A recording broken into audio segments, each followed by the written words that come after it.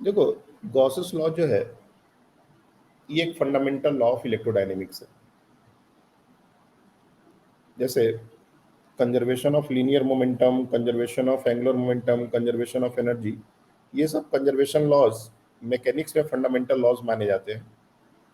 उसी तरह से गॉसेस लॉ भी जो है वो एक फंडामेंटल लॉ है, और ये हम इलेक्ट्रोस्टैट्स में पढ़ रहे हैं, मैग्नेटिज्म में भी ये पढ़ना पड़ेगा। एग्जैक्टली गॉसेस लॉ है क्या? तो पहला स्टेटमेंट जो गॉसेस लॉ के बारे में हम बनाना चाहते हैं वो ये है कि Gauss's law is about flux.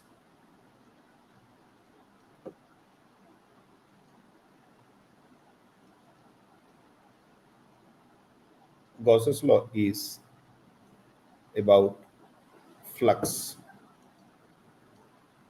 ये फील्ड के बारे में नहीं है। क्योंकि हम इलेक्ट्रिक फ्लक्स पढ़ रहे हैं, इसलिए हम लोग इलेक्ट्रिक फ्लक्स के बारे में बात कर रहे हैं। Electric flux.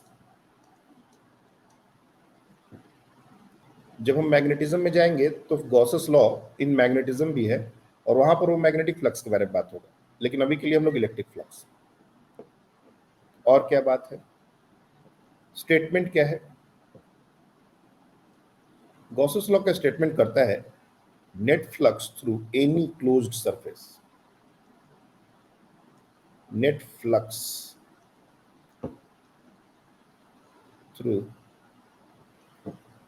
Any closed surface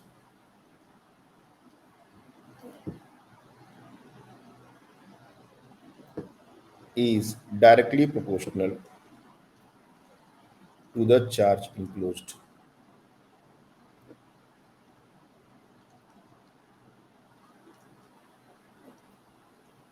by the surface।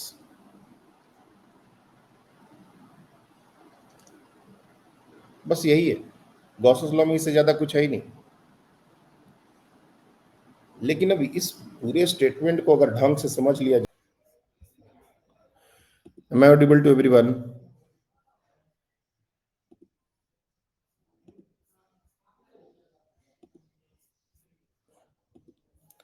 सुन पा रहे हो?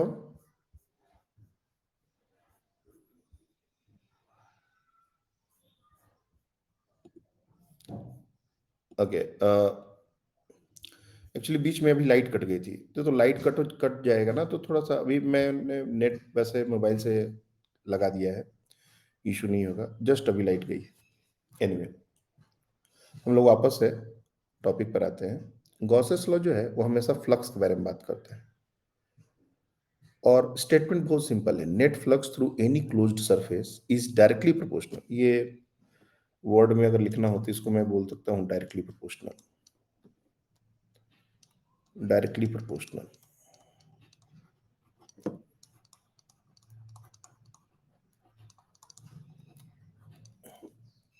डायरेक्टली प्रोपोर्शनल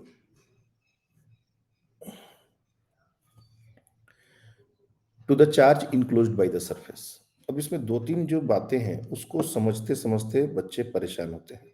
एक नेट फ्लक्स, दूसरा क्लोज्ड सरफेस। इन दो पर हम कुछ देर बात करेंगे। मैथमेटिकली अगर इस चीज को हम लिखना चाहें तो नेट फ्लक्स को हम लिख सकते हैं फाई इज इक्वल टू, और अदर डायरेक्टली प्रोपोर्शनल है तो पहले प्रोपोर्शनल लिख लो, क्यू आई एन सी। और जब ये प्रोपोर्शनलिटी साइन हटेगा तो ये जो फ्लक्स होगा, flux is equal to Q enclosed by epsilon nought. यहाँ पर जो प्रोपोर्शनलिटी कांस्टेंट है वो हमारा 1/एप्सिलॉन नॉट होता है। तो ये गॉसेस लॉ का स्टेटमेंट है। This is the statement of Gauss's law. हाँ, ये अलग है कि हमने चूंकि फ्लक्स के बारे में पढ़ा है कि जब भी हमको फ्लक्स निकालना होता है फाई, तो हम लोग या तो ई डॉट एस, अगर हमारा इलेक्ट्रिक फील्ड पूरे एरिया पर यूनिफॉर्म है तो ई डॉट एस कर देंगे, नहीं तो हम लोग ई डॉट डी एस, और इसको इंटीग्रेट करते हैं। फ्लक्स निकालने के ही दो तरीके हैं। ये हमारा जो पहला वाला जो हमने स्टेटमेंट लिखा है for uniform field, for uniform. और ये फॉर नॉन यूनिफॉर्म।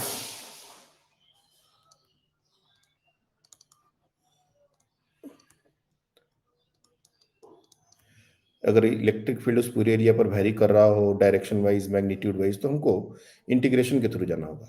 एक और सिंबल अब मैं इंट्रोड्यूस करने जा रहा हूं, क्योंकि क्लोज्ड सरफेस की बात हो रही है। देखो, क्लोज्ड सरफेस, गॉसेस लॉ हम कभी भी ओपन सरफेस पर नहीं लगाते हैं। क्लोज्ड सरफेस और ओपन सरफेस का मतलब ये हमने आपको बताया था, चारों तरफ से बंद। कोई ऐसा सरफेस हो जो चारों तरफ से बंद हो।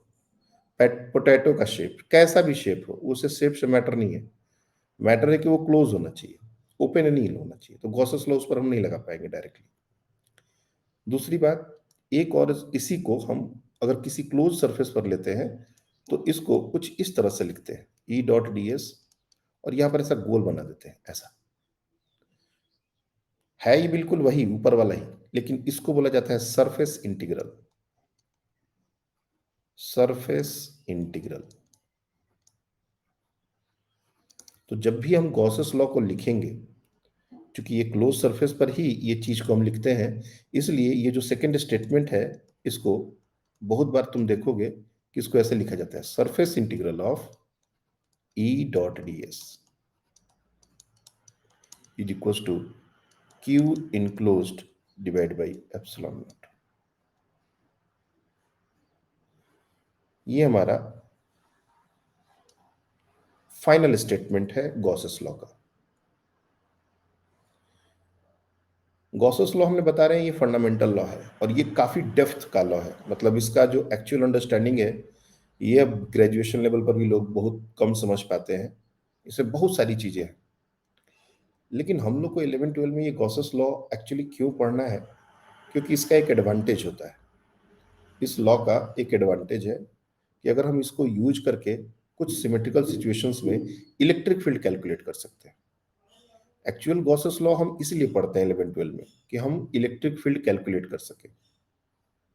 गॉसेस लॉ का एक्चुअल एप्लीकेशन जो है हमारे लेवल पर, वो सिर्फ सिमेट्रिकल सिचुएशन में इलेक्ट्रिक फील्ड निकालना है। मैं बार बार सिमेट्रिकल सिचुएशंस और इलेक्ट्रिक फील्ड को रिपीट कर रहा हूं। तो ऐसा भी नहीं है कि गॉसेस लॉ से हम कोई भी इलेक्ट्रिक फील्ड निकाल सकते हैं। कुछ स्पेशल सिचुएशंस हैं, सिमेट्री जहां थोड़ी होल्ड करती है, वहां पर गॉसेस लॉ से हम बहुत आसानी से इलेक्ट्रिक फील्ड 2-3 लाइन में निकाल सकते हैं। खैर, एप्लीकेशन तो पहले बात की बात है, पहले हम लोग इसको रियलाइज कैसे करें और नेट फ्लक्स का मतलब भी क्या होता है ये भी समझने का बात है। तो तुम लोग को जिस दिन हमने फ्लक्स बताया था, उसी दिन बताया था कि नेट फ्लक्स में दो बातें हो सकती हैं, एक होता है फाई इन और एक होता है फाई आउट। फ्लक्स जो अंदर आ रहा है, फ्लक्स जो बाहर जा रहा है। जो फ्लक्स अंदर आ रहा है, जनरली उसको हम निगेटिव, माइनस से डिनोट करते हैं, और जो बाहर जा रहा है उसको प्लस से डिनोट करते हैं। क्यों डिनोट करते हैं, हमने एरिया वेक्टर के साथ ये थोड़ा सा एक्सप्लेन किया था पिछले क्लास के लेक्चर में, अगर तुम चाहोगे तो उसको देख सकते हो।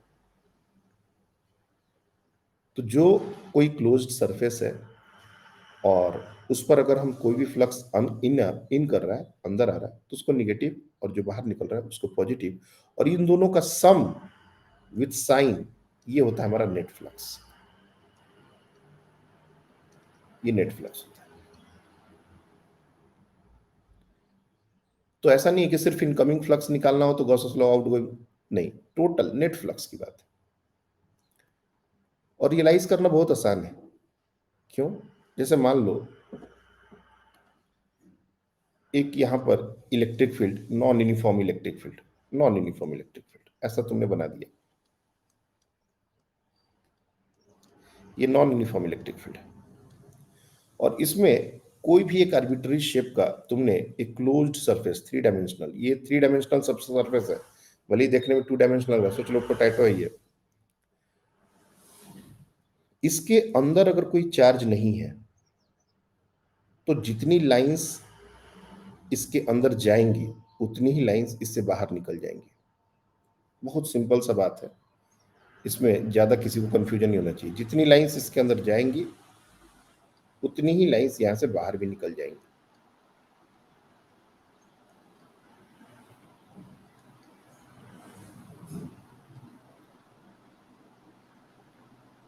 लेकिन अगर इसके अंदर एक चार्ज होता फॉर एग्जाम्पल अगर यहाँ पर सोचो एक पॉजिटिव चार्ज हम रख दिए होते, कोई पॉजिटिव चार्ज, तो इस पॉजिटिव चार्ज से भी लाइंस निकलती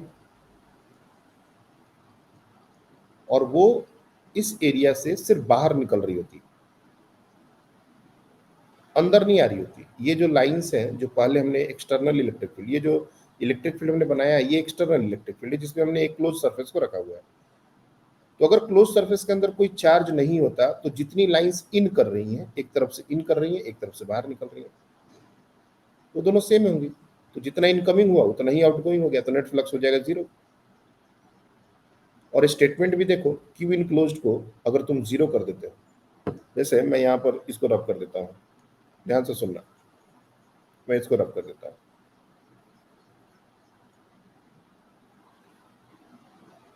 ये हमारा एक क्लोज सरफेस हमने ड्रॉ किया, ये हमारा एक क्लोज सरफेस है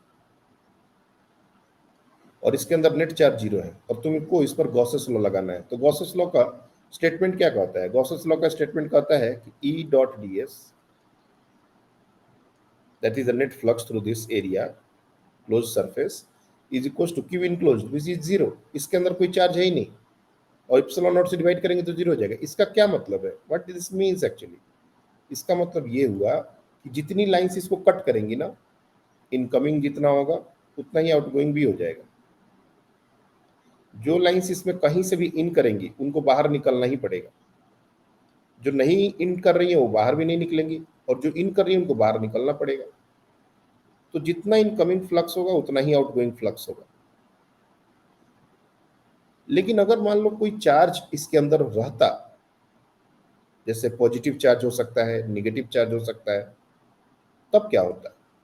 मान लो ये कोई क्लोज सरफेस है और इसके अंदर कहीं पर भी ओरिएंटेशन मैटर नहीं करता, मान लो एक पॉजिटिव चार्ज है, तो पॉजिटिव चार्ज से लाइंस बाहर निकलती हैं, ये मेरे को पता है।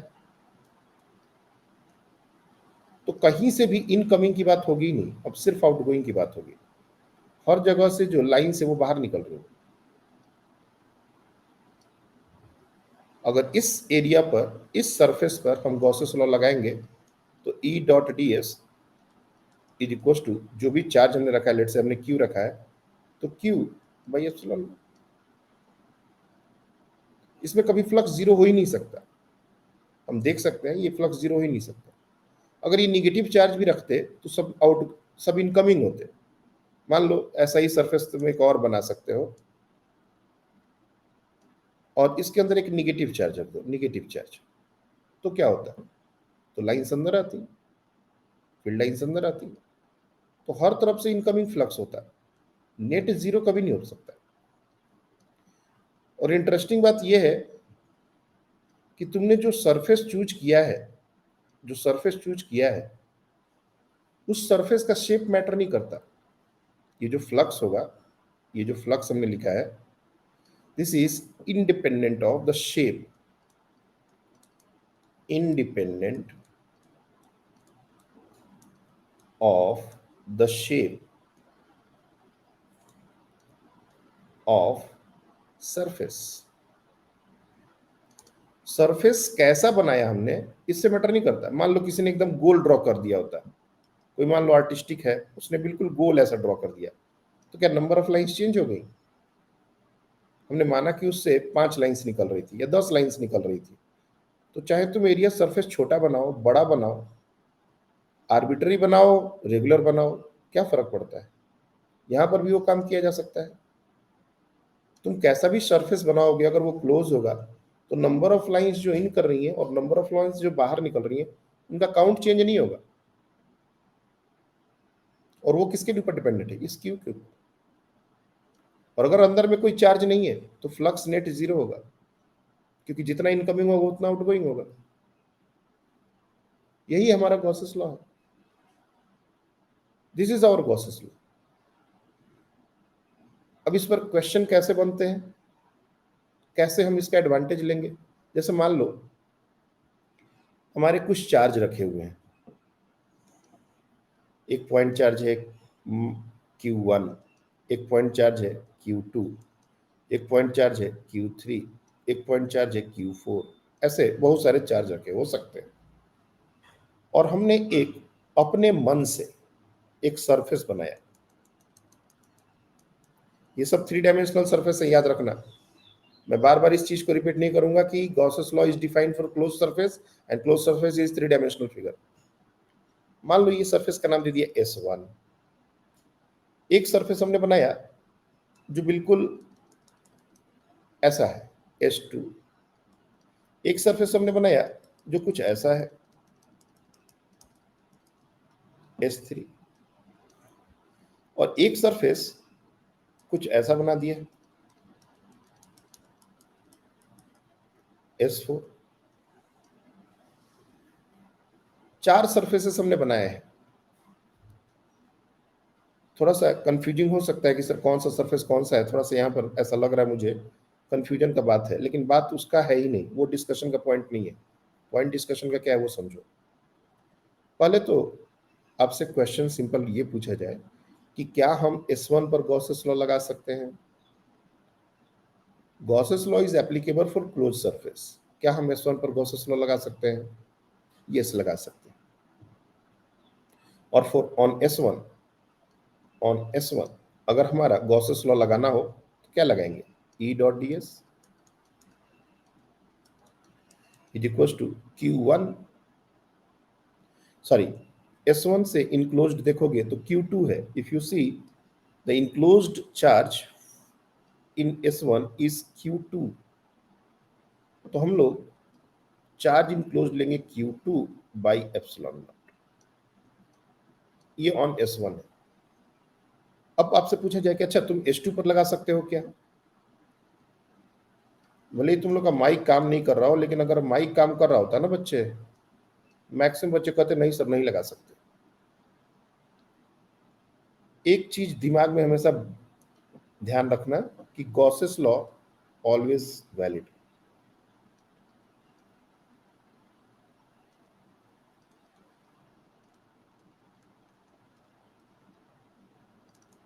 कभी भी ऐसा नहीं हो सकता कि गॉसेस लॉ नहीं लगा सकते, ये वर्ड गलत है।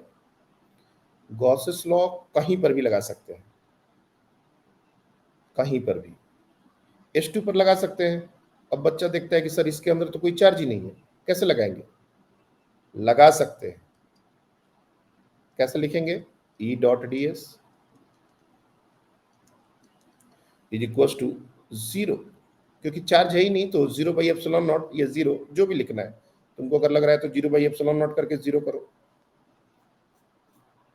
तीसरा जो Q3 हमने जो S3 बनाया है, अगर तुम देखो तो उसको हमने Q1 और Q3 को क्लब करके बनाया है ऐसा।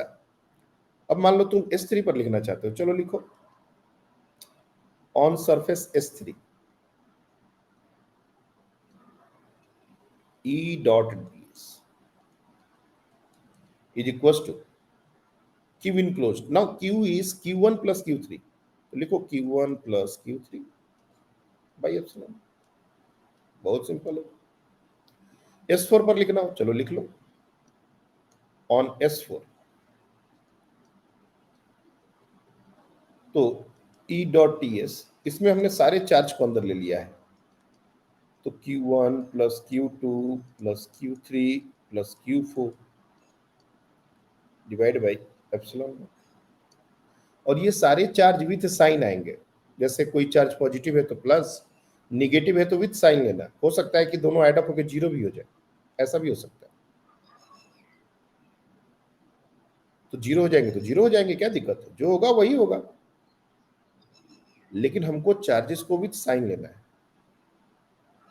ये है हमारा गॉसेस लॉ का एक एप्लीकेशन। अब एक लास्ट जो कंफ्यूजन है, एकदम क्लीन बोल रहे हैं हम, जो लास्ट कंफ्यूजन का जगह है उसको बता रहे हैं कि ये जो फॉर्मूले में ये जो भी हमने ई यूज किया है, यहां पर, यहां पर, यहां पर, यहां पर, ये ई किस चार्ज के कारण है? मैक्सिमम बच्चे ये लास्ट क्वेश्चन में मिस्टेक करते हैं। ध्यान से सुनो, ये जितने भी हमने ई लिखे हैं ना बच्चे, मैं यहां पर एक बोल्ड स्टेटमेंट लिख रहा हूं, जहां भी हमने ई लिखा है, E due to all charges,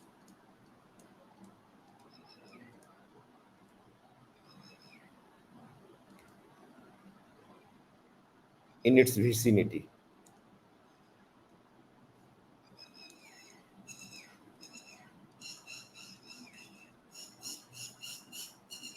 S1 पर जब हम गॉसेस लॉ लगा रहे थे तो नेट फ्लक्स Q2 पर डिपेंड जरूर करता है, लेकिन ये जो इलेक्ट्रिक फील्ड हम लिख रहे हैं, ये इलेक्ट्रिक फील्ड ऑल चार्जेस के कारण है।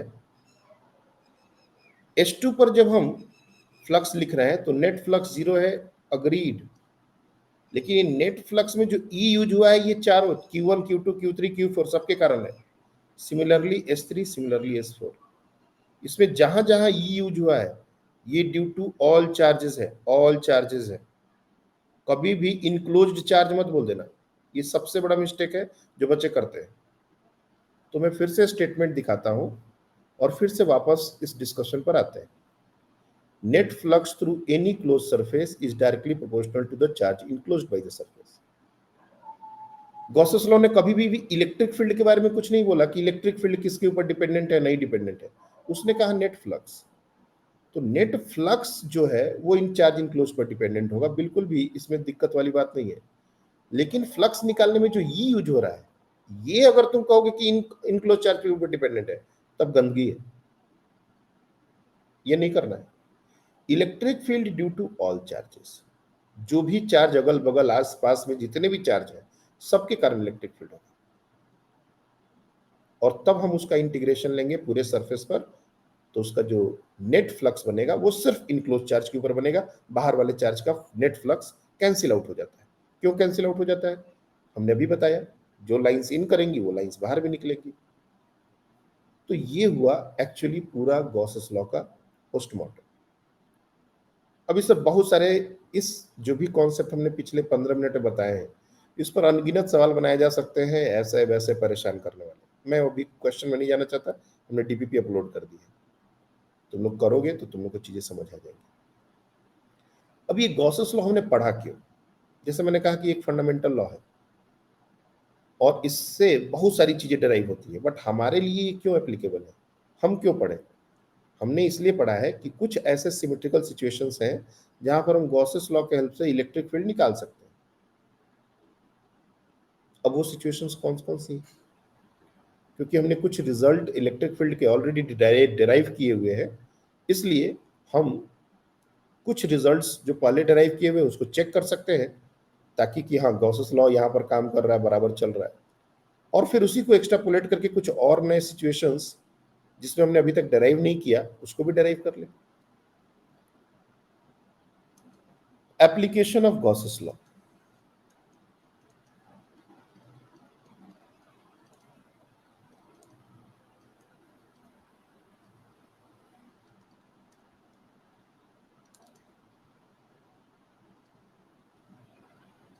मैं स्टेटमेंट यहां पर फिर से लिख दे रहा हूं जो हमने बोला।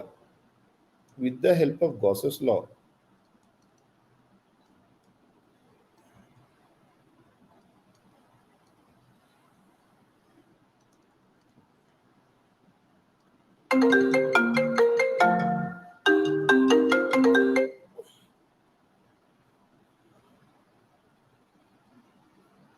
with the help of Gauss's law, we can evaluate electric field due to some symmetrical charge distributions.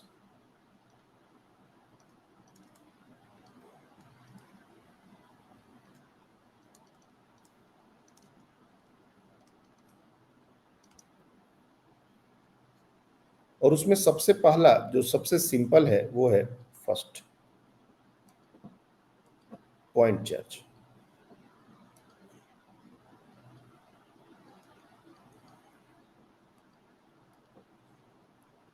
E due to a point charge. हमने ऑलरेडी ये कैलकुलेट किया हुआ है क्या होता है पॉइंट चार्ज के कारण। तुमको पता है E होता है KQ/r² at a distance r, अगर पॉइंट चार्ज की बात की जाए तो। लेकिन हम इसको गॉसेस लॉ से निकालना चाहते हैं, और हम निकालने के दौरान रादर रिजल्ट पर नहीं, अप्रोच पर फोकस करेंगे कि हम गॉसेस लॉ कैसे इंप्लीमेंट करेंगे, क्योंकि ये हमारा बहुत सिंपल डिस्कशन होगा, लेकिन इससे बहुत सारी बातें हमारे आगे वाले आने वाले एप्लीकेशंस के लिए एप्लीकेबल होगी। जैसे मान लो तुम्हारे पास एक चार्ज है और तुम इसके लिए इस पॉइंट पर ये डिस्टेंस आ रहा है और यहां पर इलेक्ट्रिक फील्ड निकालना चाहते हो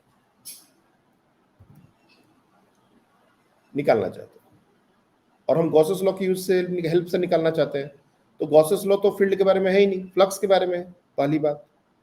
और दूसरी बात कि जब हमको फ्लक्स निकालना है और वो भी क्लोज्ड सरफेस के लिए निकालना है, तो हमको एक क्लोज सरफेस बनाना पड़ेगा, बिना उसके कैसे होगा। अगर हमको गॉसेस लॉ इंप्लीमेंट करना है तो we need a close surface, we need a closed surface. जब भी हम गॉसेस लॉ लगाएंगे तो हमको एक क्लोज सरफेस चाहिए, और इसी क्लोज सरफेस को मैथमेटिकली या फिजिकली हम लोग बोलते हैं गॉसियन सरफेस।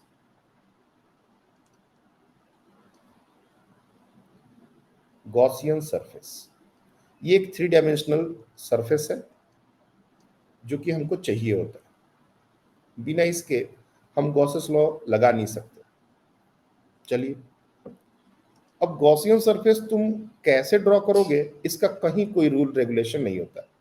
किसी ने अपने मन से पोटैटो शेप का एक गॉसियन सरफेस ड्रॉ कर दिया, किसी ने मन किया कुछ ऐसा ड्रॉ कर दिया, कैसा भी ड्रॉ कर सकते हो, उससे फर्क नहीं पड़ता। लेट्स से ये सरफेस 1 है, ये सरफेस 2 है, और भी ड्रॉ किए जा सकते हैं, क्योंकि हमको इस पी पॉइंट पर इलेक्ट्रिक फील्ड निकालना है, तो वो पी पॉइंट उस सरफेस पर होना। बस ऐसा भी पॉइंट हो सकता है कि मान लो तुम ऐसा गॉसियन सरफेस ड्रॉ कर दिए। ध्यान देना, सारे पॉइंट्स एक एक पॉइंट पर ध्यान देना। हमने 3 गॉसियन सरफेस ड्रॉ किए, 2 उस चार्ज को इनक्लोज करके हैं और तीसरा बाहर में है, उसको चार्ज को भी इनक्लोज नहीं कर रहा। और आपसे फिर से वही स्टेटमेंट पूछा गया, क्या गॉसेस लॉ वैलिड है 1 पर, 2 पर, 3 पर? गॉसेस लॉ सब पर वैलिड है, बिल्कुल भी कहीं पर ये बात नहीं आनी चाहिए कि सर 3 तो है नहीं है तो 3 पर वैलिड नहीं है, सब पर वैलिड है। और as far as the statement is concern on S1 and S2,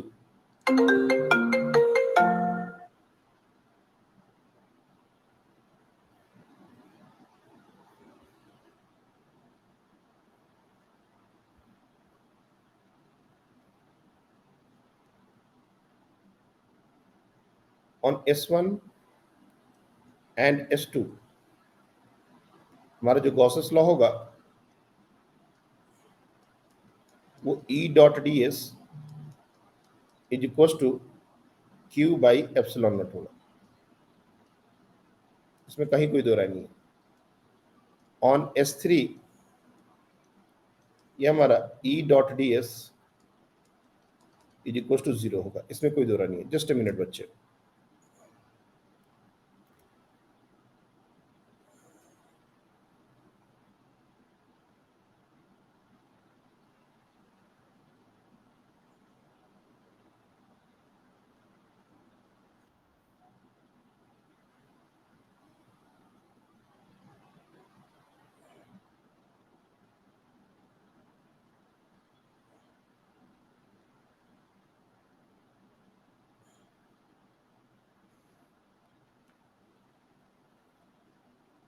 हाँ, कुछ डाउट है?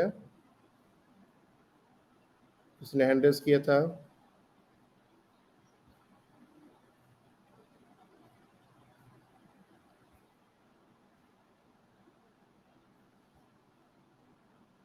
ओके, तो S3 क्योंकि उसके अंदर कोई चार्ज है ही नहीं, तो उस पर भी लगा सकते हैं। गॉसेस लॉ किसी पर लगा सकते हैं, इसका कोई दिक्कत नहीं है।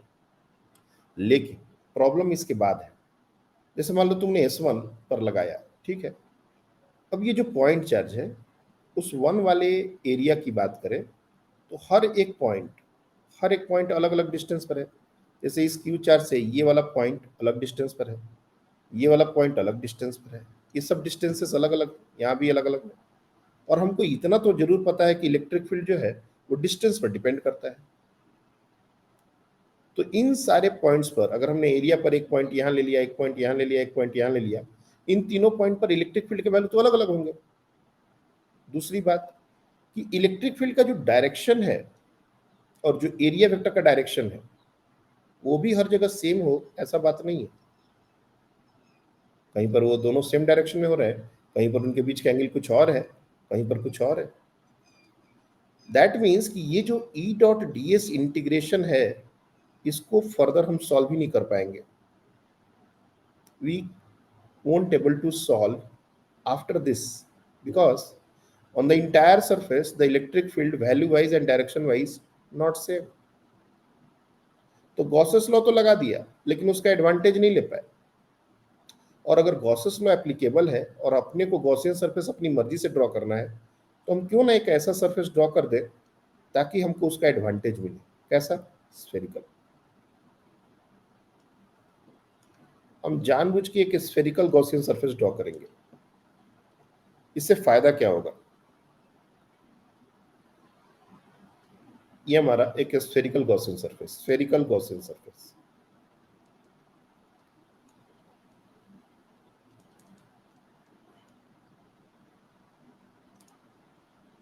इसमें ये फायदा है कि हमारा जो एरिया वेक्टर है, हर जगह मैं अगर एरिया वेक्टर को दिखाऊं तो ये रेडियली आउटवर्ड होता है, परपेंडिकुलर आउटवर्ड, हमको पता है।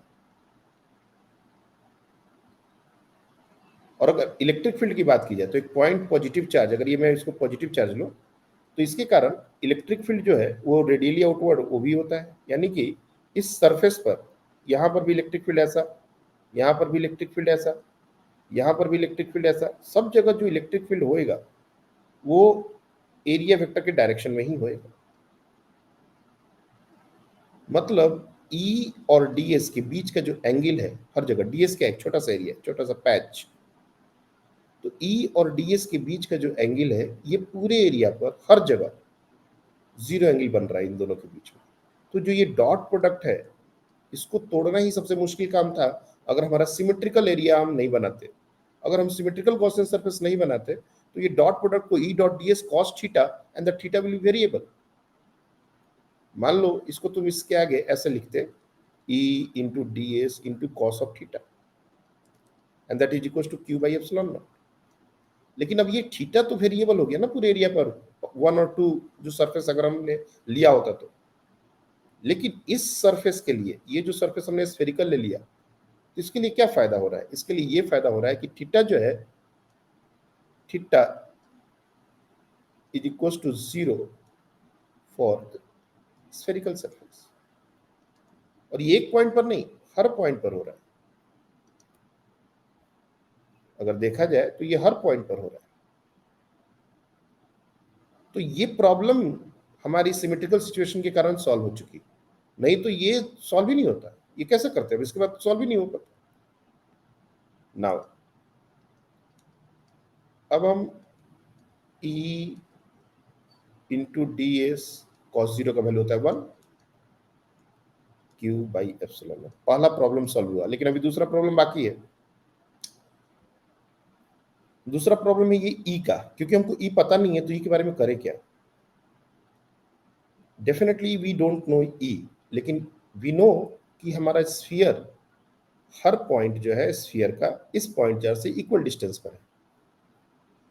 तो सिमेट्री से इलेक्ट्रिक फील्ड हर पॉइंट पर जो भी वैल्यू होगा, आई डोंट नो कि वैल्यू क्या होगा, लेकिन जो भी वैल्यू होगा सेम ही होगा। जो भी वैल्यू इलेक्ट्रिक फील्ड का होगा हर पॉइंट पर वो सेम होगा। क्यों? क्योंकि हर पॉइंट उस चार्ज से इक्वल डिस्टेंस पर है, इसलिए ये कांस्टेंट होगा, ये constant through out the area.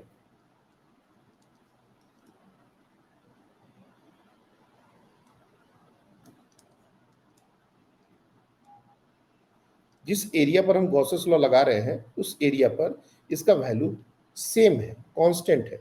जो कि ये बात हम पहले और दूसरे जो सरफेस के लिए हमने जो ड्रॉ किया था ये बात नहीं कर सकते थे, तीसरे के लिए भी नहीं कर सकते थे,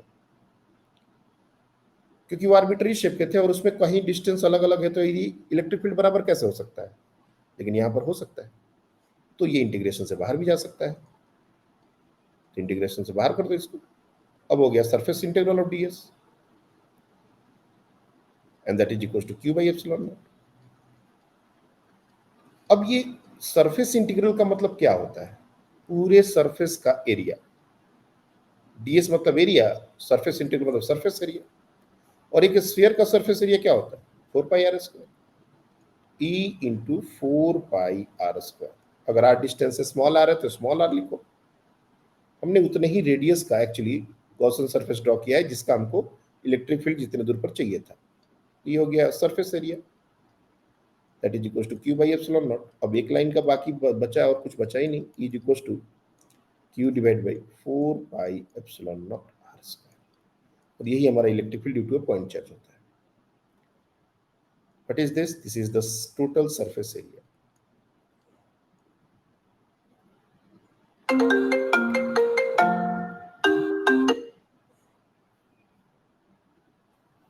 टोटल सरफेस एरिया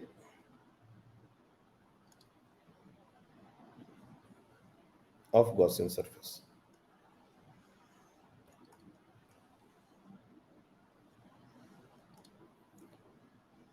तो with the help of Gauss's law हमने निकाल दिया, इलेक्ट्रिक फील्ड निकाल दिया।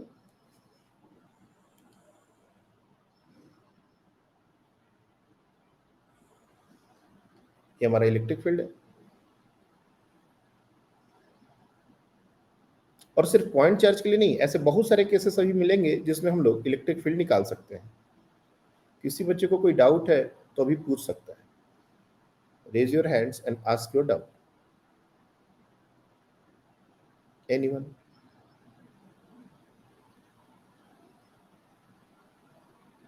चलिए, तो पॉइंट चार्ज के कारण हमने निकाल दिया, वैसे भी हमको ये पता था।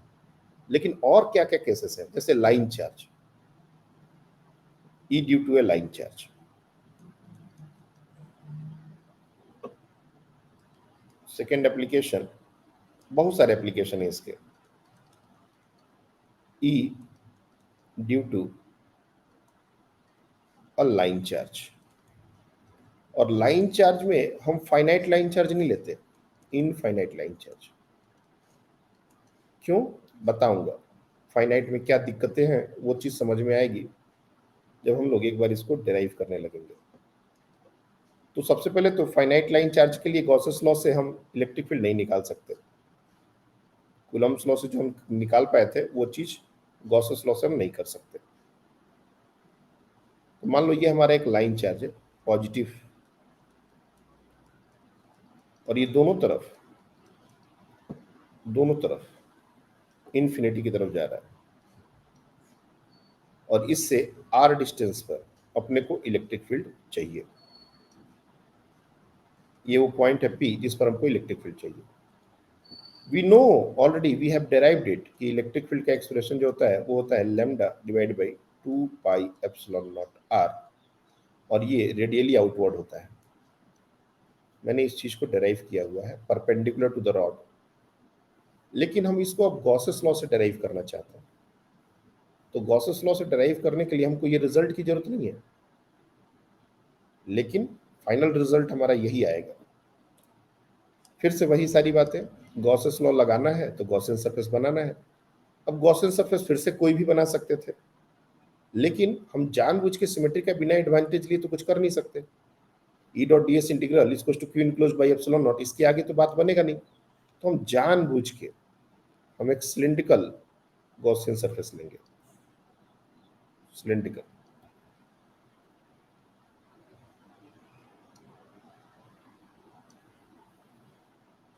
और ये जो पॉइंट है ये एक्चुअली पॉइंट इसी सिलेंडर पर है, ऐसा मान के चलो। ये वो आर डिस्टेंस है और हमने आर रेडियस का ही एक सिलेंडर कंसीडर कर दिया। और ये क्लोज सिलेंडर है, याद रखना, this is a close cylinder. ऊपर नीचे से बंद है।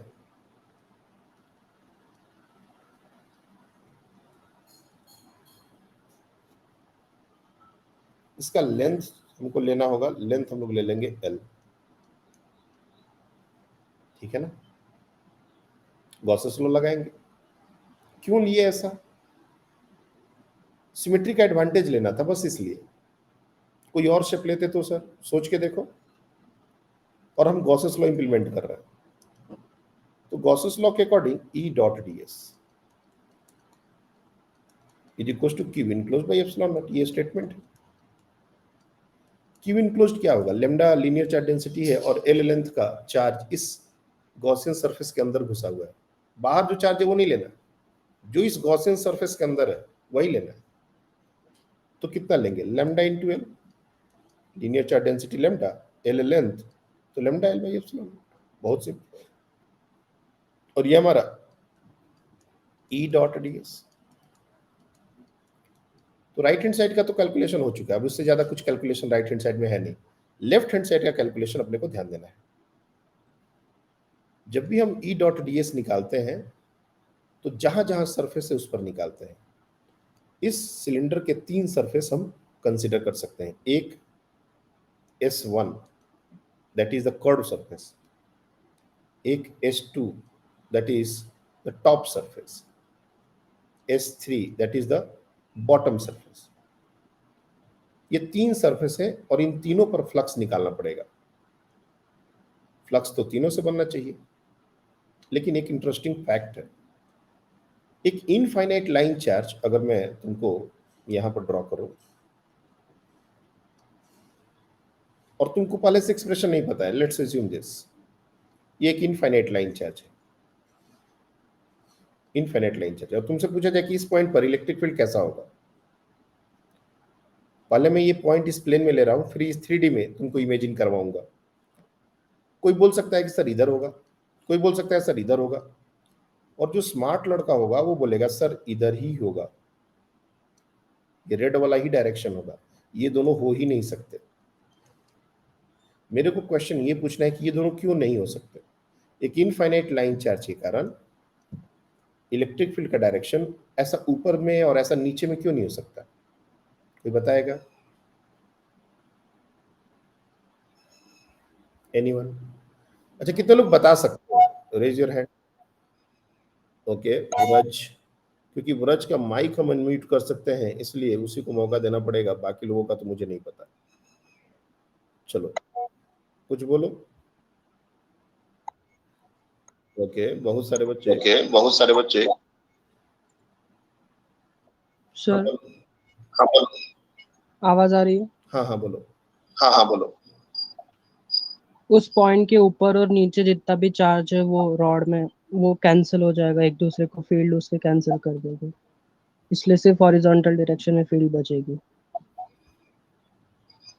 एक मिनट, ये तुम्हारा माइक जब तक हम ऑफ नहीं करेंगे मेरा आवाज इको हो जाएगा, इसलिए मेरे को तुम्हारा माइक ऑफ करना पड़ा। बिल्कुल सही बोल रहा है बच्चा। कोई भी पॉइंट तुम लो, कोई भी पॉइंट, तुम इस थोड़ा ऊपर ले लेते, तुम थोड़ा नीचे ले लेते, तो उसके ऊपर भी इनफाइनाइट चार्ज है, नीचे भी इनफाइनाइट चार्ज है, और वो एक बाइसेक्टर का पॉइंट हो गया। तो बाइसेक्टर के पॉइंट में कहां से, मतलब हम सिमेट्री से बोल सकते हैं कि ऊपर की तरफ ही क्यों होगा, नीचे की तरफ क्यों नहीं होगा, और नीचे की तरफ अगर मानते हो तो ऊपर की तरफ क्यों नहीं होगा, क्योंकि जितना चार्ज ऊपर है उतना ही चार्ज नीचे है, दोनों तरफ इन्फिनिटी गया हुआ है।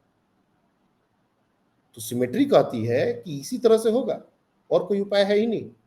दूसरा बात कि ये सिर्फ ऐसे नहीं है, ये ऐसे 3 डायमेंशन है, ऐसे ट्यूबलाइट से जैसे लाइट निकलती है वैसे इलेक्ट्रिक फील्ड लाइंस चारों तरफ ऐसे उस रॉड से जैसे लाइंस ऐसे निकल रही है बाहर, वैसा। मैं इस डायग्राम में अगर दिखाऊंगा तो थोड़ा गंदगी ज्यादा होगा, इसलिए मैंने अलग दिखाया। तो ये इलेक्ट्रिक फील्ड लाइंस एक इनफाइनाइट लाइन चार्ज के कारण होंगी, और सिर्फ यहां नहीं है, हर जगह यहां पर ऐसे ही। अब मेरे को बताओ कि इस तरह का अगर इलेक्ट्रिक फील्ड है तो क्या ये S2 और S3 से फ्लक्स बनेगा क्या? तुम बताओ तो, बन सकता है क्या कभी? क्या उससे कभी फ्लक्स बन सकता है? बिल्कुल भी नहीं। क्यों? क्योंकि वो एरिया को कट नहीं करेगा, ये जो इलेक्ट्रिक फील्ड है इसके ऊपर नीचे से निकल जाएगा, कट नहीं करेगा। S2 S3 से फ्लक्स बनेगा ही नहीं, no flux through S2 and S3। यहां पर जो ऑब्जर्वेशन है हमारा, no flux through S2 and S3, क्योंकि ये एरिया का वेक्टर जो है और इलेक्ट्रिक फील्ड वेक्टर जो है वो दोनों परपेंडिकुलर है, अगर मैथमेटिकली सोचे तो। दूसरी तरीके से अगर सोचे तो हमारा इलेक्ट्रिक फील्ड का जो डायरेक्शन है वो उस एरिया को कट ही नहीं करेगा, तो फ्लक्स बनेगा कहां से? कट करना चाहिए, पेनेट्रेट करना चाहिए, वो हो ही नहीं रहा, तो फ्लक्स कैसे होगा? जीरो होगा। यानी कि एकमात्र फ्लक्स जो बन रहा है वो S1 से बन रहा है, कर्व सरफेस से बन रहा है। फ्लक्स इज ओनली थ्रू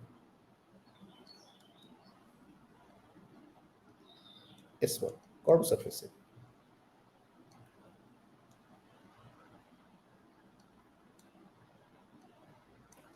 और अगर S1 के थ्रू फ्लक्स बन रहा है तो अब हम कोई भी एक छोटा सा एरिया लेते हैं, एक पैच लेते हैं, तो इस एरिया का जो डायरेक्शन है रेडियली आउटवर्ड, और इलेक्ट्रिक फील्ड का भी डायरेक्शन कैसा है? Radially outward. ये देखो, और ये सिर्फ एक पॉइंट पर नहीं है, यही तो सिमेट्री का एडवांटेज है कि तुम कोई भी पॉइंट इस पूरे एरिया पर लोगे तो इलेक्ट्रिक फील्ड का भी डायरेक्शन और एरिया वेक्टर का डायरेक्शन दोनों सेम डायरेक्शन में होगा। तो बस इसके आगे प्रोसीड करने का अब हमको रीजन मिल चुका है। सबसे पहले हम डॉट प्रोडक्ट को हटाएंगे, E into D S into cos zero. हम श्योर हो गए ये जीरो है। इस गॉसियन सरफेस के लिए किसी भी पॉइंट पर इलेक्ट्रिक फील्ड और एरिया वेक्टर के बीच का एंगल जीरो है, and that is equal to lambda L by epsilon. दूसरी बात, क्योंकि रॉड से हर पॉइंट उस सिलेंड्रिकल सरफेस पर इक्वी डिस्टेंट पर है, तो हमको इलेक्ट्रिक फील्ड डिस्टेंस पर डिपेंड करता है, इतना तो पता है। और अगर डिस्टेंस ही हर पॉइंट का सेम हो गया तो इलेक्ट्रिक फील्ड मैग्नीट्यूड चाहे जो भी हो सेम होगा, तो जो सेम होगा तो इलेक्ट्रिक फील्ड बाहर निकल जाएगा, कांस्टेंट है पूरे एरिया पर। ये पहले हमने लिखा था इसलिए दोबारा अब नहीं लिख रहे ये बात, और सिर्फ क्या बचेगा? ds, and that is equal to lambda L by epsilon. अब देखो ये लैम्डा, ये ds क्या है? अब कोई बोलेगा सर ये तो टोटल सरफेस एरिया होना चाहिए, मतलब pi r l plus pi are square plus pi are square, मतलब 2 पाई आर स्क्वायर। नहीं, जिससे फ्लक्स बनेगा सिर्फ वही एरिया तो काउंट करेंगे, हम दूसरा एरिया क्यों काउंट करें? तो हमको पता है कि सिर्फ कर्व सरफेस एरिया से बन रहा है। कर्व सरफेस एरिया एक सिलेंडर का क्या होता है? 2 pi r l. This is the curved surface area of a sphere, cylinder, and that is equals to lambda L by epsilon. L get cancelled, और इसके बाद जो बचा यही फॉर्मूला है।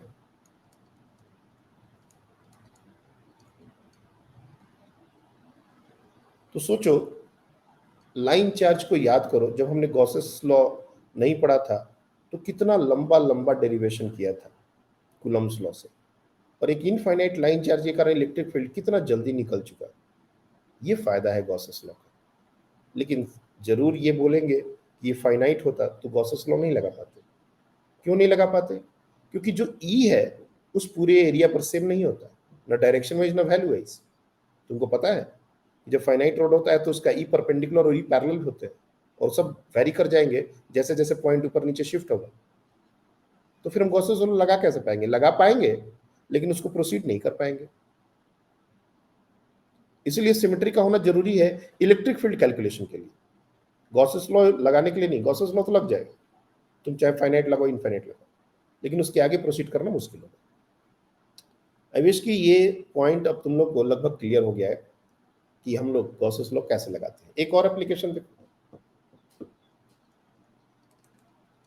Infinite sheet E due to an infinite sheet.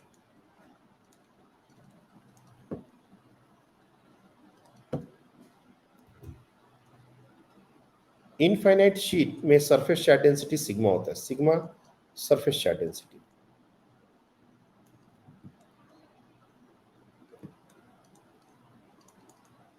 और कभी भी शीट को प्लेट के साथ कंपेयर नहीं करना है। प्लेट अलग चीज होता है, प्लेट और शीट अलग अलग होते हैं। Sheet is not plate. Sheet की थिकनेस नेग्लिजिबल होती है। जो हमारा पेज होता है ना, पेज एक तरीके से वो शीट है और पूरी किताब प्लेट है। तो कभी भी शीट और प्लेट को कंपेयर मत करना, और बहुत सोच समझ के इसमें डिफरेंशिएशन याद रखना, क्योंकि बहुत जगह प्लेट आता है बच्चे शीट का फॉर्मूला लगाते हैं, शीट आता है प्लेट का फॉर्मूला डाल देते हैं, और ये कंफ्यूजन बहुत ज़्यादा होता है। तो मैं अभी शीट के लिए बता रहा हूँ, और ये भी इनफाइनाइट शीट। फाइनाइट शीट होता तो उसके लिए जो रिजल्ट होगा जैसे रॉड की तरह, उसमें भी पैरेलल, परपेंडिकुलर, बहुत सारे कंपोनेंट वाली बात हो जाएगी। लेकिन इनफाइनाइट शीट में हमारा जो रिजल्ट है वो थोड़ा सा सिंपल होता है। ये हमने बताया भी था, सिग्मा बाई 2 एप्सिलॉन नॉट ये रिजल्ट होता है। लेकिन अब इसको डेराइव करना है, गॉसेस लॉ से डेराइव करना है। चलिए मैं रिजल्ट इसलिए लिख देता हूं ताकि तुम लोग रिजल्ट तो जरूर याद रखो। अगर ये पूरा डेरिवेशन नहीं भी समझ आए तो रिजल्ट तो याद रखना ही पड़ेगा। ये हमारा एक इनफाइनाइट शीट है, इधर भी, इधर भी, इधर भी, इधर भी, ये चारों तरफ एक्सपैंड हो सकता है इन्फिनिटी तक, इन्फिनिटी तक। और इस पर क्या है? Positive charge.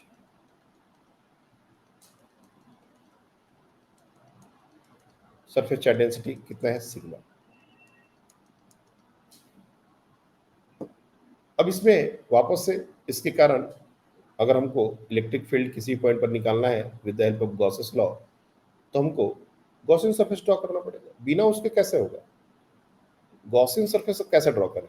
जैसा मर्जी वैसा ड्रॉ कर सकते थे, लेकिन हमको सिमेट्री का एडवांटेज लेना है। तो हम क्या करेंगे? हम एक ऐसा सिलेंडर बनाएंगे जो इस गॉसियन सरफेस को एक सर्कल में कट कर दे, आर पार।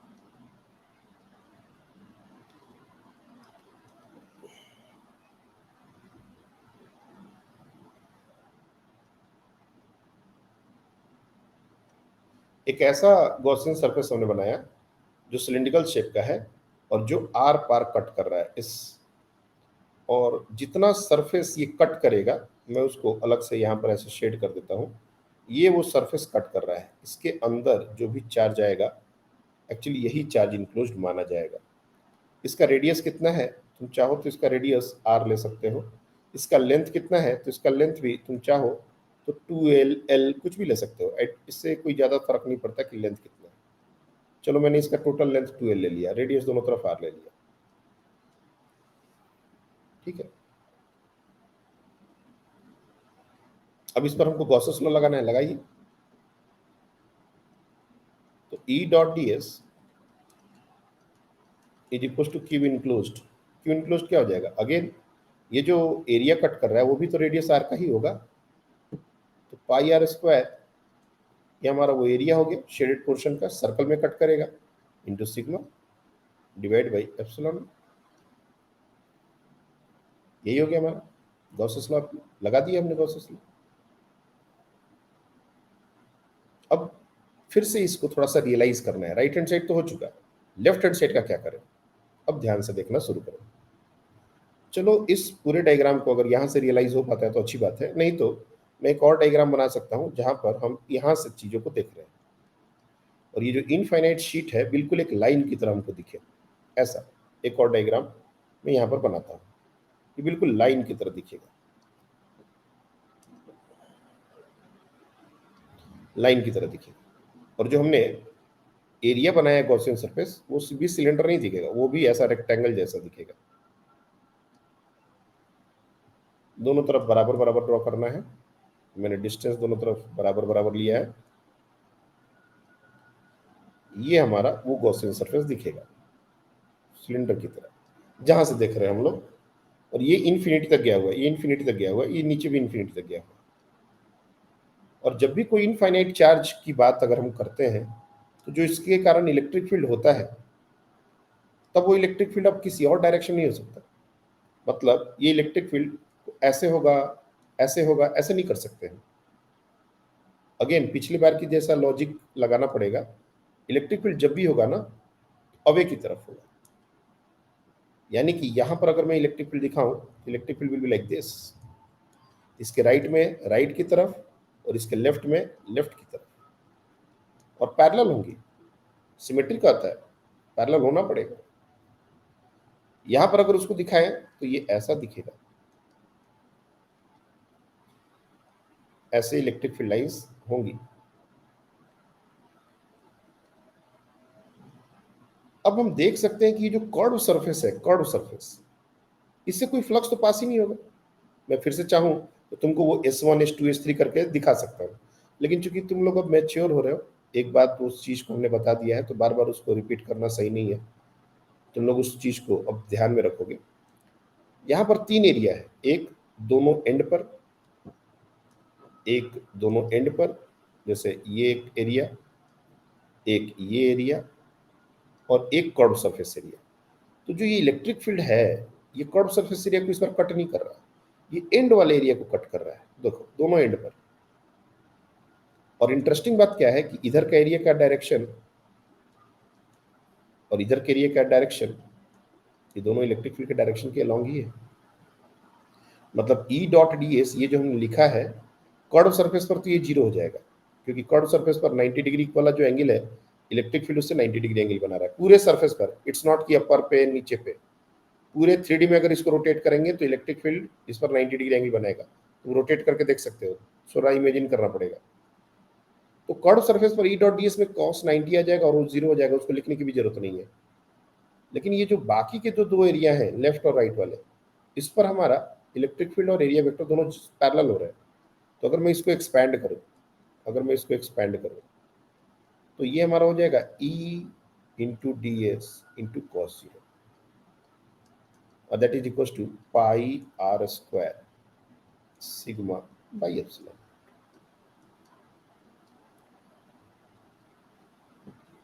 अब इसके बाद सिमेट्री फिर से होल्ड करेगी। ये दोनों जो डिस्क हैं, जो भी दोनों एरिया हैं, ये शीट से हमने इक्वल डिस्टेंस पर मेंटेन किया है। तो जो भी यहाँ E होगा और जो भी यहाँ E होगा, ये दोनों वैल्यू वाइज सेम होंगे, तो ये बाहर निकलेगा और सरफेस इंटीग्रल ऑफ ds आएगा। और फिर से वही बात है कि सर सरफेस इंटीग्रल एक सिलेंडर का तो 2πl कुछ देर पहले आपने लिया था, क्या इस बार भी 2πr लेंगे? नहीं, ये वो एरिया लेंगे जिससे फ्लक्स बन रहा है। कर्व सरफेस से तो फ्लक्स ही नहीं बन रहा, क्यों लेंगे हम उसको? हमारा एरिया ये वाला है, दोनों एंड वाला, इसी से फ्लक्स बन रहा है, तो वो वाला लेंगे ना यार। 2 डिस्क हैं, E into 2πr square is equal to pi are square sigma by epsilon. जो टर्म कैंसिल आउट होते हैं कैंसिल आउट करो, the final answer E is equal to sigma by 2 epsilon.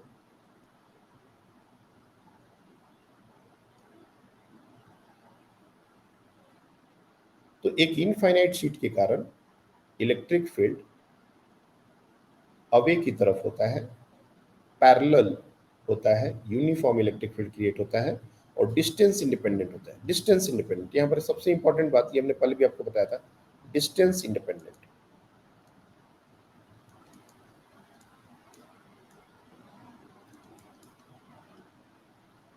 इसमें कहीं आर का टर्म है ही नहीं, एल का टर्म है ही नहीं। इसका मतलब ये कि uniform electric field, this electric field is uniform. मतलब एक इनफाइनाइट शीट के कारण यूनिफॉर्म इलेक्ट्रिक फील्ड क्रिएट होता है, ये पहले भी बताया हमने। तो 3 एप्लीकेशन हो गए, और एप्लीकेशन है जैसे स्फेरिकल चार्ज डिस्ट्रीब्यूशन। उसके लिए भी हम लोग को इलेक्ट्रिक फील्ड का एक्सप्रेशन हमने दिया था, डेराइव नहीं किया था, अब कर लो।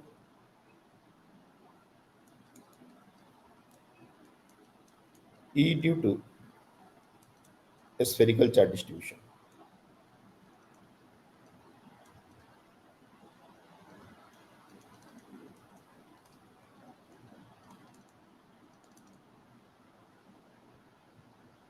इलेक्ट्रिक फील्ड का वैल्यू क्या होता है ये बताने की जरूरत नहीं है, मैंने पहले लिखवा दिया है।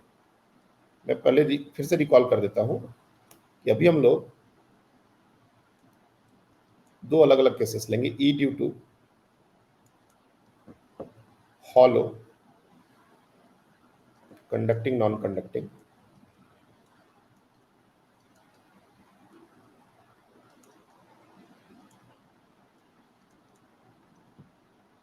और सॉलिड कंडक्टिंग स्फीयर। इस केस को पहले डिस्कस करें। ये केस क्यों मतलब सेम हो जाता है, क्योंकि चार्ज जो है,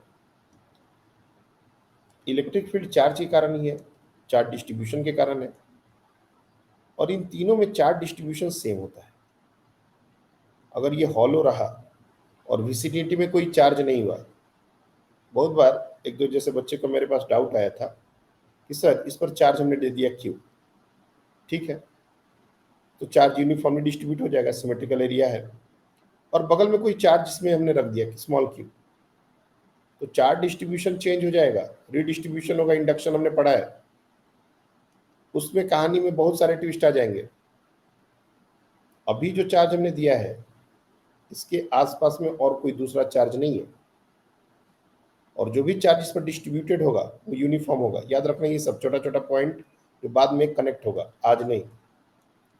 जब हम इस पर क्यू चार्ज देते हैं तो ये यूनिफॉर्म डिस्ट्रीब्यूशन लेता है। अगर ये नॉन कंडक्टिंग हो तो चार्ज डिस्ट्रीब्यूशन चेंज नहीं होगा, लेकिन अगर ये कंडक्टिंग हो तो चार्ज डिस्ट्रीब्यूशन चेंज हो जाएगा। अगर अगल बगल में कोई चार्ज आ जाए तो इंडक्शन फेनोमेना होने लगेगा। तो ये सारी बातें हम प्रॉपर्टीज ऑफ कंडक्टर में डिस्कस करने वाले हैं, तो अभी उसके बारे में बात करके कोई फायदा नहीं है। अभी के लिए बस ऐसा सोचो कि एक नॉन कंडक्टिंग या कंडक्टिंग ऑल। क्यों ये रिकॉर्डिंग क्यों बंद हो? अच्छा,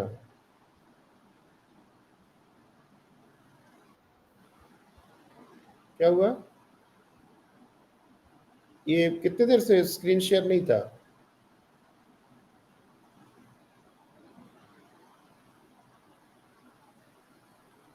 5-10, चलो ठीक है, ठीक है, अच्छा है। मैं क्या बोल रहा हूँ, ध्यान से सुनो कि ये जो एरिया हमने बनाया है, वी हैव 20 मिनट्स, चलो कोई बात नहीं। ये हमने एरिया बनाया है, इस एरिया का डायरेक्शन मैं पहले एरिया का डायरेक्शन बना रहा हूँ। हर जगह रेडियल आउटवर्ड होगा, इसमें तो कोई डाउट नहीं है। ये हमारा एन वेक्टर है, मैं लिख देता हूँ एन वेक्टर।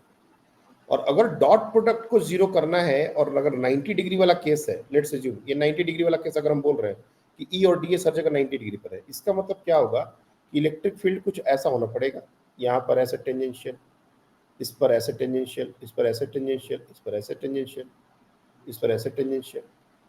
और ऐसा तभी हो सकता है जब इलेक्ट्रिक फील्ड एक क्लोज लूप बनाए, ऐसा लूप बना दे, तब ही ऐसा बात हो सकता है कि E dot D S zero हो गया और ई नॉन जीरो। लेकिन इलेक्ट्रिक फील्ड कभी भी क्लोज लूप नहीं बनाता, ई नेवर फॉर्म क्लोज लूप। अगर इलेक्ट्रिक फील्ड क्लोज लूप बनाएगा ही नहीं तो हर जगह 90 डिग्री का केस कैसे हो पाएगा बताओ? इसका मतलब कि 90 डिग्री का केस नहीं हो रहा है, ये गलत बात है। अब हमारे पास कोई और अल्टरनेटिव नहीं है सिवाय इसके कि हम इलेक्ट्रिक फील्ड को जीरो बोले। इसका मतलब ये है कि इस केस में अंदर में इलेक्ट्रिक फील्ड जीरो है। देखो फिर से रिपीट कर रहे हैं, इलेक्ट्रिक फील्ड का ई डॉट डी एस का जीरो होना, कभी भी इलेक्ट्रिक फील्ड का जीरो होना ये हमेशा इंप्लाई नहीं करता। लेकिन इस सिचुएशन में हमारे पास कोई और चारा नहीं है। हमने चेक किया तो हम देख रहे हैं कि इलेक्ट्रिक फील्ड क्लोज लूप बनाने के कगार पर आ गया, 90 डिग्री का केस अगर कंसिडर करें, जो कि हो नहीं सकता। इसका मतलब कि इलेक्ट्रिक फील्ड को ही जीरो होना पड़ेगा। और जब बाहर आउटसाइड पॉइंट की बात करेंगे, for outside point for R greater than are,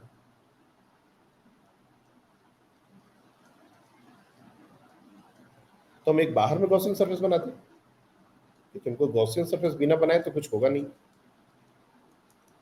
बाहर में गॉसियन सरफेस बनाओ, और इसका भी एरिया वेक्टर का डायरेक्शन ऐसा है, और ये एक चार्ज है, पॉजिटिव चार्ज है, तो इसके कारण इलेक्ट्रिक फील्ड तो बाहर की तरफ होगा ही, क्या दिक्कत है? तो बाहर वाले केस में एन वेक्टर और ई वेक्टर दोनों सेम डायरेक्शन में हो जाएंगे। पूरे एरिया पर ये बात है, और हम जानबूझ के स्फेरिकल बनाए हैं। तो फॉर आउटसाइड पॉइंट के लिए तुम लेफ्ट हैंड साइड का जो कैलकुलेशन करोगे, E dot D S is equal to Q enclose, अब पूरा का पूरा चार्ज अंदर आ गया। अब वापस से ई डी एस को E d S cos zero,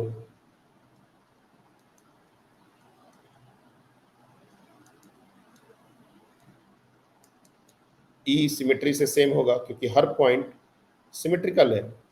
E surface integral of d s q by epsilon naught, surface integral क्या हो जाएगा 4 pi are square, E into 4 pi are square q by epsilon naught. और यही से हमारा आ जाएगा E is equal to Q divide by 4πε0r²। तो आउटसाइड पॉइंट के लिए पूरा का पूरा चार्ज एक पॉइंट चार्ज सेंटर पर कॉन्सेंट्रेटेड है, ऐसा बिहेव करता है और कर रहा है, वैसा ही तो बिहेव कर रहा है, और क्या। प्रूव हो गया ये बात। अब लास्ट जो डेरिवेशन है आज का, लास्ट एप्लीकेशन, वो मैं डिस्कस करूंगा और इसके बाद अभी क्लास ओवर करूंगा, क्योंकि एक ही बार में सारा कुछ बताएंगे तो दिमाग फट जाएगा। लास्ट है सॉलिड स्फीयर, और ये बहुत ही इंपॉर्टेंट है, सबसे ज्यादा इंपॉर्टेंट यही है।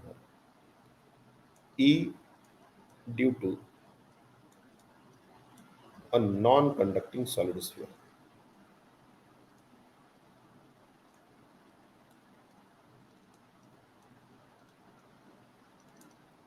अब नॉन कंडक्टिंग सॉलिड स्फीयर का दो बात हो सकता है, या तो तुम वॉल्यूम चार्ज डेंसिटी ले लो, रो, यूनिफॉर्म वॉल्यूम चार्ज डेंसिटी,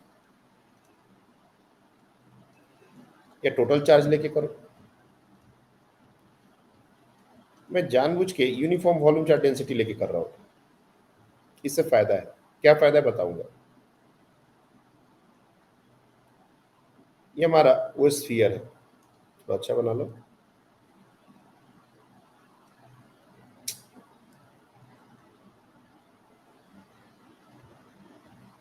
हाँ, ये वो स्फीयर है, और इसमें चार्ज जो है पूरे वॉल्यूम में होगा, पूरे वॉल्यूम में यूनिफॉर्मली डिस्ट्रीब्यूटेड, पूरे वॉल्यूम में।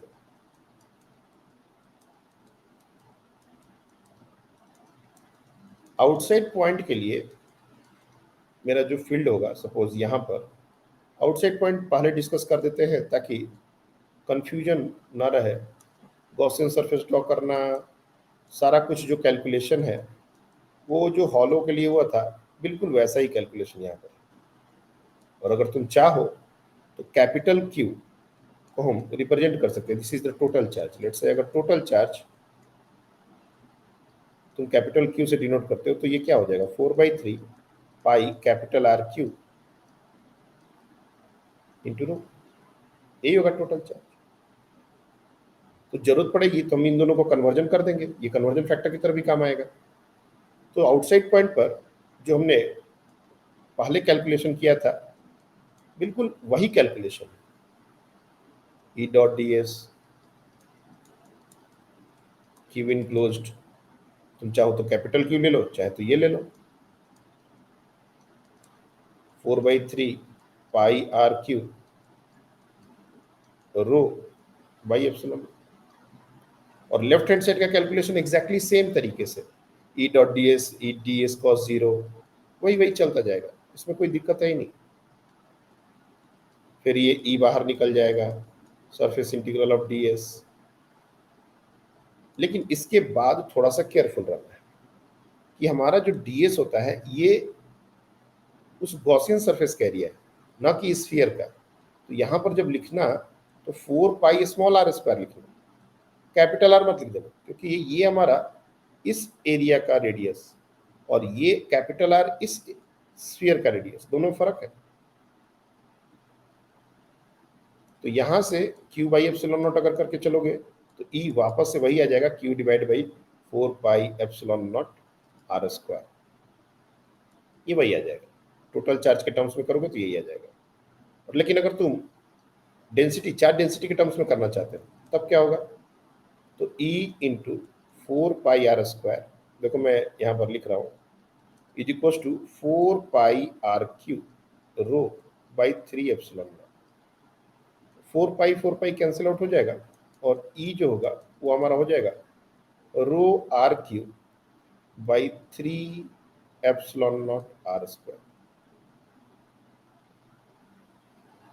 लेकिन ज्यादातर आउटसाइड पॉइंट के लिए यही रिजल्ट वैलिड करते हैं, यही रिजल्ट हम लोग यूज करते हैं टोटल चार्ज वाला। तुम ये रिजल्ट भी यूज करोगे तो कोई बुराई नहीं है, इट्स ओके।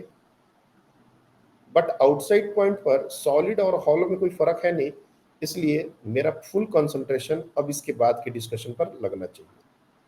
एंड ये सबसे इंपॉर्टेंट डिस्कशन है, ध्यान से सुन। इनसाइड पॉइंट पर निकालना चाहते हैं इनसाइड पॉइंट पर निकालने के लिए भी गॉसियन सरफेस तो चाहिए ही, बिना उसके कैसे होगा। और हमने जानबूझ के इस बार सॉलिड गॉसियन सरफेस ड्रॉ कर दिया ताकि दिखे, डॉटेड करेंगे तो बहुत अच्छे से दिखेगा नहीं। इसके अंदर पॉजिटिव चार्ज, ये जो गॉसियन सरफेस है इसके अंदर पॉजिटिव चार्ज, और इसका एरिया वेक्टर रेडियली आउटवर्ड होता है, ये तो पहले ही बताया गया है, इन वेक्टर हमेशा रेडियली आउटवर्ड होता है। अंदर में जो अगर पॉजिटिव चार्ज है तो उसके कारण जो भी फील्ड बनेगा सिमेट्री से हम बोल सकते हैं कि वो रेडियली आउटवर्ड ही होगा, रेडियली इनवर्ड नहीं हो सकता। पॉजिटिव चार्ज कभी भी अंदर की तरफ फील्ड नहीं ले सकता, आउटवर्ड ही होगा। तो whatever be the field at a distance R, ये जो भी ये स्मॉल आर डिस्टेंस है उस पर रेडियली आउटवर्ड ही होगा। इसलिए जब गॉसेस लॉ लिखेंगे for r less than are,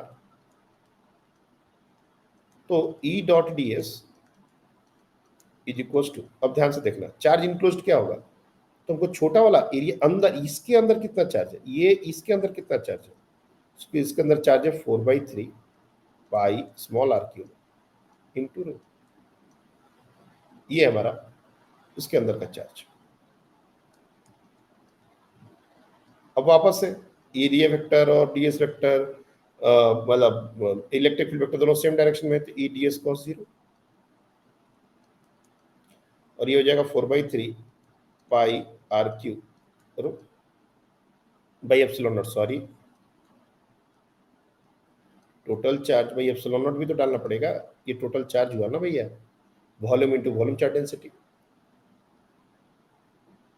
अब फिर से ई सिमेट्री है, बाहर निकल जाएगा, d S is equal to 4 pi r cube rho by 3 epsilon naught, और यहां से E into 4 pi are square, 4 pi are square, तो 4 pi r cube rho by 3 epsilon naught, 4 pi will get cancelled, और r square से ये r times में जाएगा, यानी कि electric field is equal to rho by 3 epsilon naught R, ये in terms of रो हो गया। अब तुम चाहते हो कि सर टोटल चार्ज के टर्म्स में लिख दिए, लिख दो, रो का वैल्यू निकाल दो, टोटल चार्ज के टर्म्स में 3Q by 4 pi R Q डाल दो। अगर कोई चाहता है कि सर हमको टोटल चार्ज के टर्म्स में चाहिए, ठीक है, ई का वैल्यू क्या डालेंगे, 3Q divide by 4 pi R cube epsilon naught into 3 R, 3 cancel out हो जाएगा, और ये हो जाएगा 1/4 pi epsilon naught Q by R cube into R, ये कांस्टेंट है GM by R cube into R, वही एक्सप्रेशन तो आ गया। ग्रेविटेशन के साथ अगर थोड़ा सा इसको रिलेट कर देते हैं, पहले भी किया था, GM by R cube into R, यही तो होता था, जी की जगह 1/4 pi epsilon naught, M total mass total charge, R cube R parallel. तो एक रिजल्ट याद होने से दोनों रिजल्ट कैसे याद होता है ये समझ में आ जाएगा।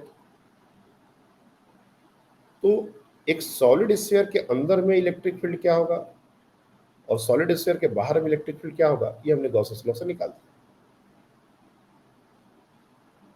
लेकिन इसमें एक लास्ट रियलाइजेशन बाकी है जो मैं अभी बताने जा रहा हूं। लास्ट रियलाइजेशन ये है बच्चे, ये अगर हमारा एक सॉलिड स्फीयर है और ये हमारा सेंटर है, अगर चार्ज डेंसिटी पॉजिटिव है, ध्यान से सुनना, और इस पॉइंट पर अगर हम बात कर रहे हैं जो कि आर डिस्टेंस पर है, तो इलेक्ट्रिक फील्ड यहां पर इस तरीके से होता है।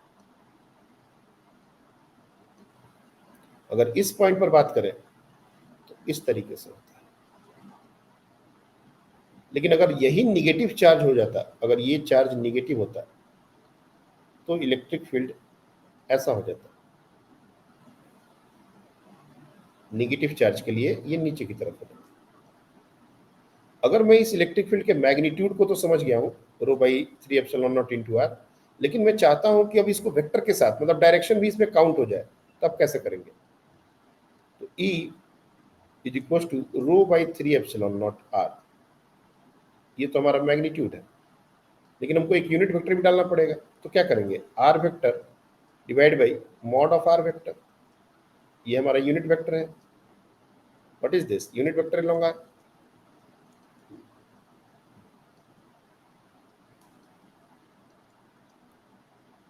लेकिन मॉड ऑफ आर तो आर के बराबर ही है. मैं क्या बोल रहा हूं, ये और ये तो सेम ही है, तो कैंसिल आउट क्यों ना करें. यानी कि जो फाइनल एक्सप्रेशन होगा E is equal to rho by 3 epsilon naught R vector. ये हमारा वेक्टर फॉर्म हो गया. बहुत ज्यादा क्वेश्चन इससे बनते हैं, वेक्टर फॉर्म. और ये जो रो है, फाइनल बात बोल रहे हैं, विथ साइन आना चाहिए. अगर ये पॉजिटिव हुआ तो आर के डायरेक्शन में, अगर ये निगेटिव हुआ तो उसके अपोजिट डायरेक्शन में. अगर तुम रो को पॉजिटिव डाल दोगे तो आर के डायरेक्शन में फील्ड हो जाएगा, अगर रो को निगेटिव डाल दोगे तो आर के अपोजिट डायरेक्शन में फील्ड हो जाएगा. और हमने वो डायग्राम में भी दिखाया है. तो ये सारे एप्लीकेशन है. इसके और भी एप्लीकेशन है. गॉसेस लॉ के एप्लीकेशन ऐसे यही नहीं खत्म हो गया, और भी एप्लीकेशन है. लेकिन अभी के लिए इतना ही. अभी क्या होगा, रिकॉर्डिंग तो तुरंत से सेव नहीं होता, पीडीएफ में तुरंत शेयर कर देता हूँ. तुम लोगों ने पता नहीं कितना नोट किया, आई डोंट नो. नोट करो. आधे घंटे का भी ब्रेक है, देखो. अगर लगे कि हाँ झेल पाओगे और 1.5 घंटा, तब तो ठीक है, मैं क्लास स्टार्ट कर दूंगा. और नहीं झेल पाओगे तो फिर आज क्लास यहीं तक रोक देंगे. So we are going to stop